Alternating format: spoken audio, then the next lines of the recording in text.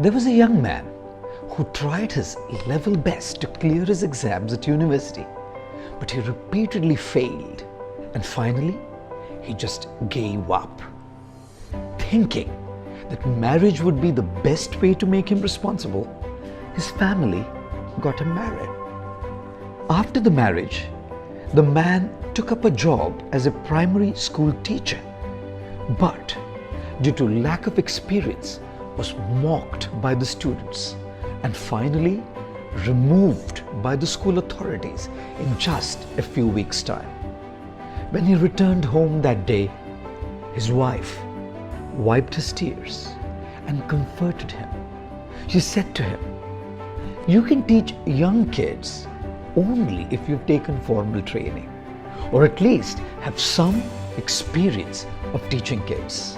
And for you, you didn't study teaching at university, nor have you dealt with kids earlier. So how would you know how to teach kids?" Don't be too sad about it. When God says yes to your prayer, He gives you what you want.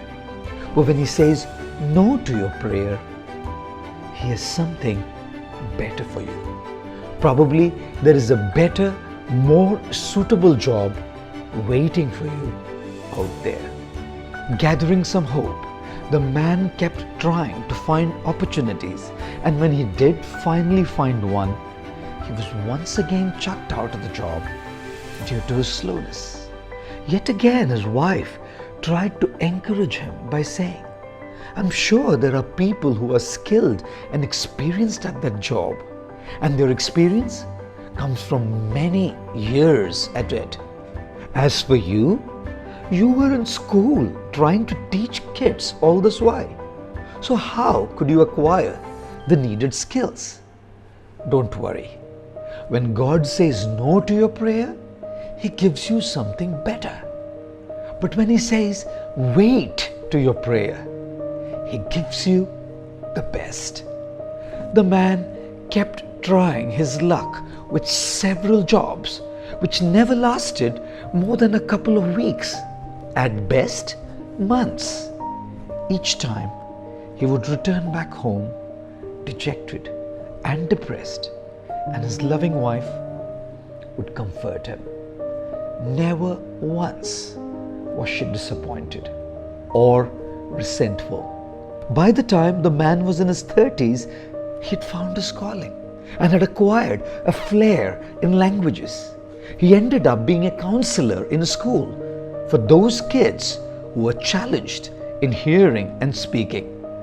And a little later, he opened his own school for specially abled kids. In a couple of years, he set up a chain of stores in different cities and provinces selling apparatus and equipment for the specially abled, and went on to become a multi-millionaire. One day, the now rich man asked his wife, "When I was so negative about my own future, how could you have so much faith in me?" The reply that his wife gave him was simple yet very profound and inspiring. She said, "When a piece of land is not suitable for planting wheat, we should try planting beans. And after all the years of efforts, if beans are not growing well, we should try planting fruits or veggies. And if the vegetation doesn't work, we can scatter buckwheat seeds. These seeds will one day bloom into flowers, and on the very land itself, there will be one seed that will germinate and grow." After having listened to the wife's explanation, the man wept. Her faith in him, her love, her patience, her persistence was actually responsible for the successful empire that they now owned. Ladies and gentlemen, no one in this world is useless. The land may be very fertile, but you may not have figured out your seed yet.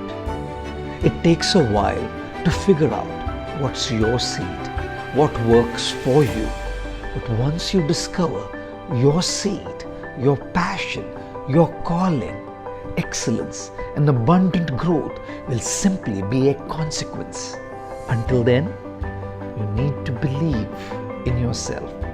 More so, you need someone who can believe in you and keep you going till you see your day.